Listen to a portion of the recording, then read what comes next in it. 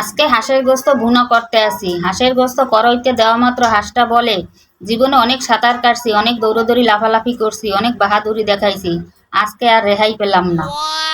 কড়াইতে হাঁসের গোস্ত পড়া মাত্রই এমন গন্ধ ছুটেছে, পাশের বাড়ির ভাবি এসে বলে, ভাবি হাঁসটা কি আপনাদের পালা না কিনে এনেছেন?